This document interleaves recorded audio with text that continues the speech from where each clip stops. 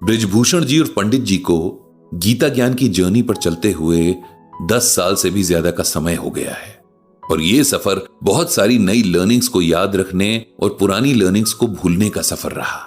इसी सफर में पंडित जी ने सीखा कि बहुत बार कुछ नया सीखने से ज्यादा जरूरी पुराना सीखा हुआ भूल जाना होता है। अब कोई ये बात सुनकर यह भी कह सकता है कि ये क्या बात हुई भला, सीखा हुआ कोई कैसे भूल सकता है और क्यों भूले?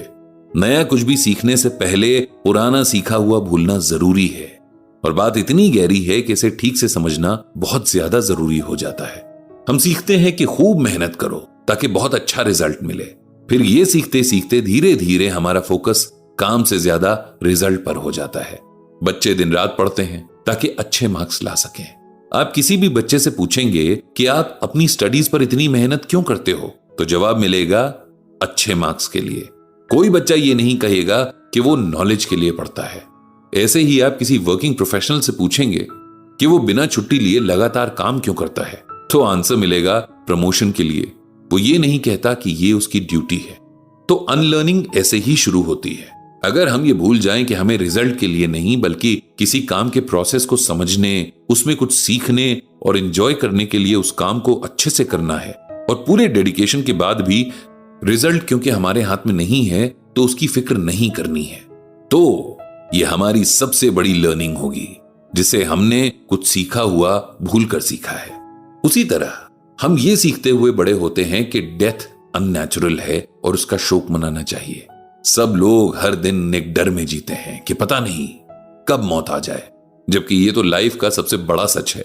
एक काउंटडाउन जो जन्म के साथ ही शुरू हो जाता है। जैसे एक बड़ा सच है कि हर दिन के बाद रात आएगी ही, तो क्या हम रात से डरते हैं? नहीं, क्योंकि हम इस सच को एक्सेप्ट कर लेते हैं और फिर इस फैक्ट के साथ कंफर्टेबल हो जाते हैं।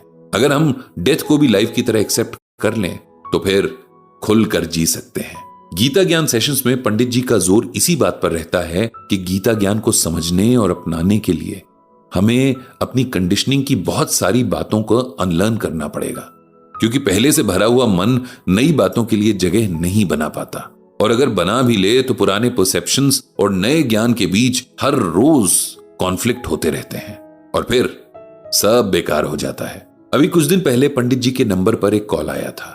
ये कॉल उनका ब्लॉग रेगुलरली पढ़ने वाले रेडियो जॉकी सात्विक का था। सात्विक इससे पहले भी 1-2 बार पंडित जी से फोन पर बात कर चुका था, क्योंकि वो चाहता था कि पंडित जी उसे थोड़ा टाइम दे दें और वो अपने रेडियो स्टेशन से एक लाइव फोन इन प्रोग्राम करना चाहता था, जिसमें पंडित जी लिसनर्स के गीता ज्ञान रिलेटेड क्वेश्चंस का उसी टाइम आंसर देते। सात्विक को खुद भी श्रीमद् भागवत गीता में गहरा इंटरेस्ट था और वो चाहता था कि और लोग भी गीता ज्ञान से जुड़ें। पंडित जी को भी ये आइडिया बहुत अच्छा लगा, लेकिन उनका शेड्यूल अगले कुछ महीनों के लिए इतना पैक्ड था कि इस प्रोग्राम के लिए कुछ वर्कआउट नहीं हो पा रहा था। ये प्रोग्राम बहुत सोच समझकर ऐसे टाइम में किया जाना जरूरी था जब ज्यादातर लोग रेडियो सुनते हैं, जैसे कि सुबह सुबह लोगों को ऑफिस भागने की जल्दी होती है और दिन भर सब अपने अपने कामों में बिजी होते हैं। इसीलिए ऐसा कोई टाइम जैसे कि संडे आफ्टरनून को इस प्रोग्राम के लिए फिक्स किया जाना जरूरी था, जिस पर सात्विक काम कर रहा था। लेकिन आज सात्विक का कॉल पंडित जी के पास किसी प्रोग्राम के रिगार्डिंग नहीं आया था। उसे अपनी पर्सनल लाइफ से रिलेटेड एक इशू को सॉल्व करने के लिए पंडित जी की हेल्प चाहिए थी। उसने पंडित जी को बताया कि उसके बड़े भाई ऋत्विक की शादी पिछले साल ही हुई है। उसका भाई, भाभी, उनकी माँ और सात्विक ये सब एक साथ रहते हैं। भाभी फैशन डिजाइनर है और उनका अपना बुटीक है, जबकि सात्विक की माँ एक होम मेकर है। उसने बताया कि उसकी भाभी का नेचर बहुत अच्छा है। वो सबका बहुत ख्याल रखती हैं, खासकर मम्मी का, क्योंकि वो जानती है कि उन तीनों की तो घर से बाहर भी एक प्रोफेशनल लाइफ है, दोस्त है, लेकिन मम्मी दिन भर घर में अकेली ही रहती हैं और उनका सोशल सर्कल भी बहुत छोटा सा है। इसीलिए भाभी जब भी फ्री होती हैं तब मम्मी को कंपनी देती हैं, उनके कामों में हाथ भी बटाती हैं। लेकिन मेरी माँ के साथ एक बहुत पुरानी प्रॉब्लम है कि उन्हें सब कुछ अपने हिसाब से करना होता है। घर के किसी भी काम को लेकर उन्हें यह लगता है कि उनका ही तरीका सही है, बाकी सब बेकार है। ऐसे में अगर भाभी अपनी तरफ से कुछ काम करना चाहें तो मम्मी को गुस्सा आ जाता है। यहां तक कि अगर भाभी किसी रेसिपी को मम्मी की तरह ना बनाकर अलग तरह से ट्राई करना चाहें तो इसमें भी मम्मी को प्रॉब्लम हो जाती है। उन्हें इनडायरेक्टली ऐसा लगता है कि हमारे घर पर उनकी ओनरशिप को कोई चैलेंज कर रहा हो।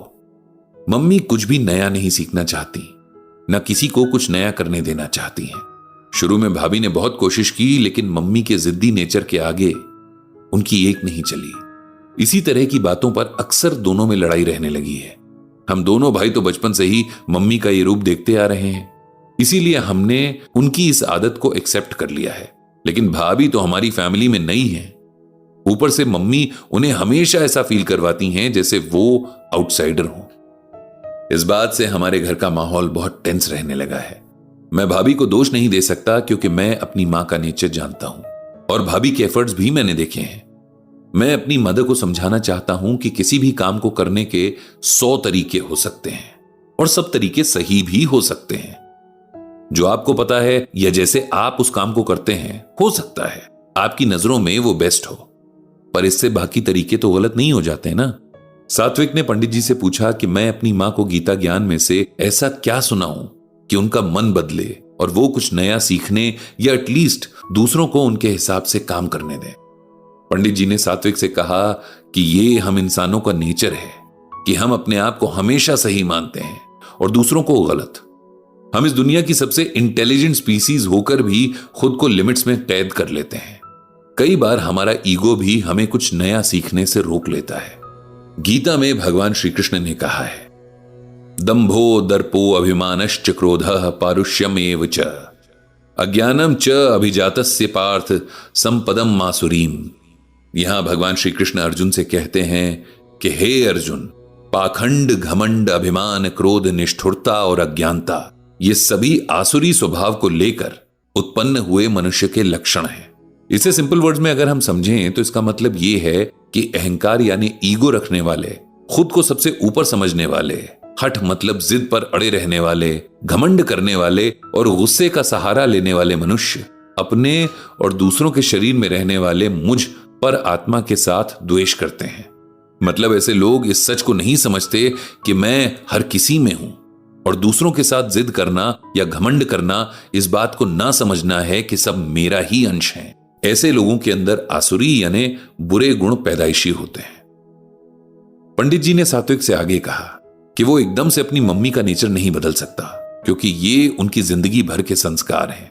इसीलिए उसे धीरे धीरे उन्हें सही रास्ते की तरफ लाना होगा और उसके लिए उन्हें गीता पढ़ने और समझने को कहना होगा। जैसे जैसे उन्हें आत्मा और परमात्मा का रिलेशन समझ आएगा, वे अपने में और दूसरों में फर्क करना बंद कर देंगी। तब तक आप सबको उनके साथ बहुत पेशेंस और आराम से पेश आना होगा। सात्विक ने कहा कि वो गीता ज्ञान के अगले सेशन में अपनी मां को लेकर जरूर आएगा। पंडित जी ने भगवान श्री कृष्ण से सबको सद्बुद्धि देने की प्रार्थना की।